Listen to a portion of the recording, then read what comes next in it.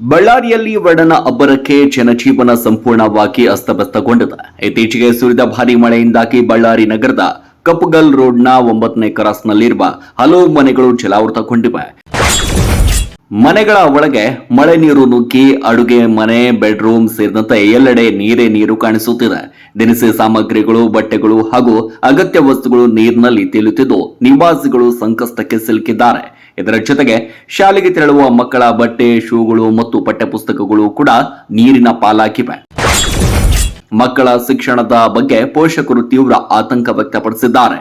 ದಿನದ ದುಡಿಮೆಯನ್ನ ನಂಬಿ ಜೀವನ ಸಾಗಿಸ್ತಾ ಇದ್ದ ಕ್ಯಾಂಟರಿಂಗ್ ಕೆಲಸಗಾರ್ತಿ ಶೈಲಜಾ ಸೇರಿದಂತೆ ಹಲವಾರು ಕುಟುಂಬಗಳು ಭಾರಿ ನಷ್ಟ ಅನುಭವಿಸಿವೆ. ತಮ್ಮ ಬದುಕು ಅಕ್ಷರಶಃ ಬೀದಿಗೆ ಬಂದಂತಾಗಿದೆ ಎಂದು ಸಂತ್ರಸ್ತರು ನೋವನ್ನು ಹಂಚಿಕೊಂಡಿದ್ದಾರೆ. ಸಂಬಂಧಿಸಿದ ಅಧಿಕಾರಿಗಳು, ಪಾಲಿಕೆ ಸದಸ್ಯರು ಹಾಗೂ ಸ್ಥಳೀಯ ಶಾಸಕರು ಕೂಡಲೇ ಸ್ಥಳಕ್ಕೆ ಭೇಟಿ ನೀಡಿ ಹಾನಿಯನ್ನ ಪರಿಶೀಲಿಸಿ ಸೂಕ್ತ ಪರಿಹಾರ ಮತ್ತು ನೆರವನ್ನ ಒದಗಿಸಬೇಕು ಅಂತ ನಿವಾಸಿಗಳು ಕಣ್ಣೀರಿನ ಮನವಿಯನ್ನ ಮಾಡಿದ್ದಾರೆ. Bureau report, Aslam Basha, news 24 Kannada, Ballari. ನಮ್ಮ ಹೆಸರು ಶೈಲಜಾ ಅಂತ ಹೇಳಿ. ಬಳ್ಳಾರಿ ಕಪ್ಪಲ್ ರೋಡ್ 9th ಕ್ರಾಸ್ ಅಲ್ಲಿ ಇರ್ತೀವಿ, ಹೌಸಿಂಗ್ ಬೋರ್ಡ್ ಅಲ್ಲಿ. ಫುಲ್ ಮಳೆ ಬಂದು ಮೊನ್ನೆ ಎಲ್ಲಾ ಹೊಡ್ಕೊಂಡ್ ಹೋಗ್ಬಿಟ್ಟ, ಅಕ್ಕಿ ನಿಂತೋಗ್ಬಿಟ್ಟಾವ, ನನ್ ಮಕ್ಕಳು ಬುಕ್ಸ್ ಎಲ್ಲಾ ಹಾಳಾಗೋಗ್ಬಿಟ್ಟಾವ. ಇಲ್ಲಿವರೆಗೂ ನೀರ್ ಬಂದಾವ, ಮಲ್ಕಣಕ್ಕೂ ಇದ್ದಿಲ್ಲ. ಅವತ್ತಿನ ದಿನ ಬೇರೆಯವ್ರ ಮನೇಲಿ ಹೋಗಿ ಮಲ್ಕೊಂಡಿವಿ 12 ಗಂಟೆವರೆಗೂ.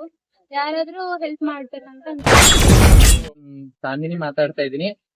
ಶೈಲಜಾ ಅವ್ರ ಮನೆಯಲ್ಲಿ ಮೊನ್ನೆ ಫುಲ್ಲು ಮಳೆ ಬಂದಾಗ ಇಲ್ಲಿವರೆಗೆ ಮಳೆ ಬಂದಿದೆ. ಮಳೆ ಬಂದು ಎಲ್ಲ ಅವ್ರು ಮನೆಗ ಮಕ್ಕಳು ಓದ್ಕೊಳ್ಳೋ ಬುಕ್ಸ್ ಎಲ್ಲಾ ಹಾಳಾಗಿದಾವ. ಅಕ್ಕಿ ಅವ್ರ ರೇಷನ್ ಗೀಷನ್ ಎಲ್ಲಾ ಹಾಳಾಗಿದಾವ. ಮನೇಲಿ ಮಿಕ್ಸಿ ಗಿಕ್ಸಿ ಎಲ್ಲಾ ಹಾಳಾಗ್ಬಿಟ್ಟಿದಾವೆ. ಅವರು ಒಂದ್ ಕ್ಯಾಂಟ್ರಿಂಗ್ ಹೋಗಿ ಎಲ್ಲೋ ಸಪ್ಲೆಗ್ ಹೋಗಿ ಒಂದ್ 400-300 ರೂಪಾಯಿ ದುಡ್ಕ ಬರೋರು ಬಾಡಿಗೆ ಮನೇಲಿ ಇದಾರೆ ಅವರು ಕಪ್ಗಲ್ ರೋಡ್ ಅಲ್ಲಿ.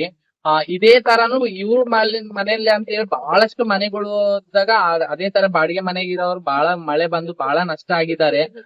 ಗಿಡಗಳು ಬಿದ್ದು, ಮನೆ ಮೇಲೆ ಗಿಡಗಳು ಬಿದ್ದು, ಸೀಟ್ಗಳು ಸೀಟ್ಗಳು ಬಿದ್ದು ಬಿಟ್ಟಿದಾವ. ಬಹಳಷ್ಟು ಇದು ಮಾಡಿದ್ದಾರೆ.